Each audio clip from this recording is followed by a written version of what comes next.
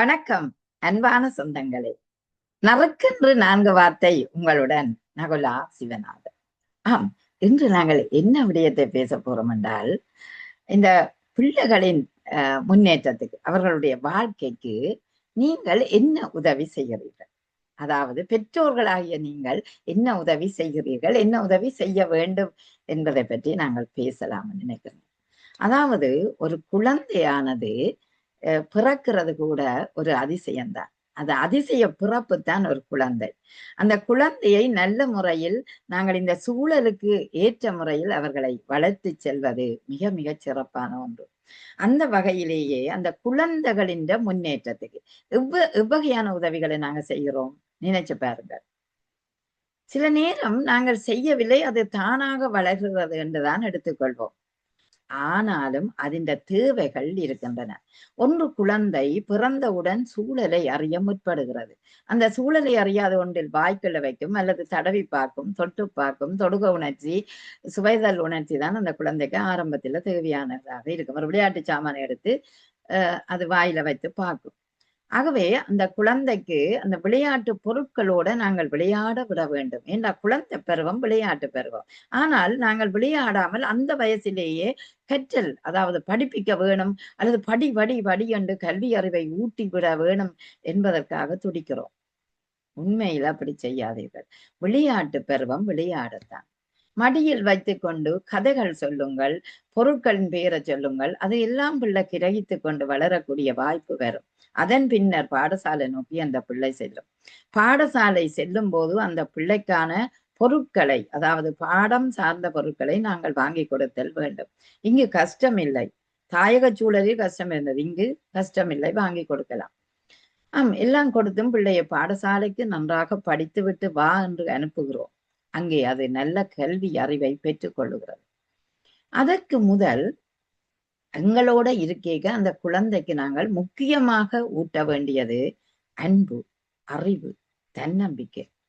இந்த நம்பிக்கை பலங்கள் தான் அந்த குழந்தை எங்களோடு இணைந்திருக்கக்கூடிய ஒரு பாச வலையில் இருக்கும். இல்லாவிட்டால் அந்த குழந்தைக்கு ஒரு வெறுமை வந்துவிடும்.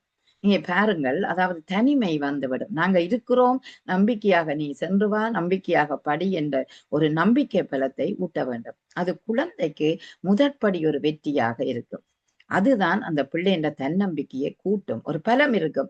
நான் நல்லா படிப்பேன், நல்லா செய்வேன் என்ற ஒரு முன்னேற்றத்துக்கு வரும். நிச்சயமாக ஒவ்வொரு குழந்தையும் தெய்வங்கள் தான். ஒவ்வொரு குழந்தையும் பூ போலதான். அவர்களுடைய முயற்சிக்காகவும் நாங்கள் வழி கொடுக்க வேணும். எப்படி வழி கொடுக்கணும்? பின்னுக்கு நின்று அவர்களை புஷ் பண்ணக்கூடாது. அவர்களை உயர்த்தி விட தள்ள வேண்டும். மெல்லமாக தள்ள வேண்டும். அது செல்லமாக தள்ள வேண்டும். அதுக்காக ஃபுல்லா விழுத்துறண்டில். அதன் கருத்து என்னண்டா, பிள்ளைக்கு பின்னால் நீங்கள் இருக்கிறீர்கள் என்பதை ஒவ்வொரு நிமிடமும் அவர்களுக்கு உணர்த்தி வைக்க வேண்டும். ஆதலால் குழந்தை உங்களை மறக்காமல் இருக்கும். அடுத்து பாடசாலைக்கு போன பின்னர் அந்த குழந்தை சூழலை அறிவதற்கான கல்வியை அது பெற்றுக்கொள்ளக்கூடியதாக இருக்கிறபடியால் அதுக்கு தேவையான பொருட்களை, லேப்டாப் சரி, சைக்கிள் சரி, அந்த பிள்ளைக்கு தேவையான பேனா சரி, கொப்பி சரி, பென்சில் சரி நாங்கள் வாங்கி கொடுக்க வேண்டிய தேவை இருக்கிறது. அதற்கு கூட நாங்கள் அந்தந்த தேவை நேரம் பிள்ளைக்கு இது தேவையா என்பதை உணர்ந்து செய்வது சால சிறப்பானது. என்றால் இன்றைக்கு தொழில்நுட்ப அறிவுதான் ஒரு குழந்தைக்கு தேவையான ஒன்று. அந்த தொழில்நுட்ப அறிவை சின்ன நிலை இருந்தே அவன் பாடசாலை ரீதியும் உலக அளவிலுமே அவன் பெற்றுக் கொள்ளுகிறான். இன்றைக்கு டிவியை பார்க்கிறான். எங்களை விட தொழில்நுட்ப அறிவு கூடியவர்களாக இருக்கிறார்கள். அந்த பிள்ளைக்கு ஏற்ற அறிவையும் பலத்தையும் அது பெறுவதற்கு நாங்கள் உதவக்கூடியவர்களாக இருக்க வேண்டும். ஒரு குறிப்பிட்ட வயது பருவம் வந்தோன்னா அவன் வேலை செய்யக்கூடிய வாய்ப்புகள் வர தன்னை தானே கணிக்கக்கூடிய நிலைக்கு அவன் வருகிறான். இதனால் அவர்களுடைய முன்னேற்றம் ஓங்குகிறது. அடுத்து இலக்க நோக்கி நகர வேண்டும். ஒழுக்கம் சார்ந்த விடயத்தை நாங்கள் அவர்களுக்கு கொடுக்க வேண்டும்.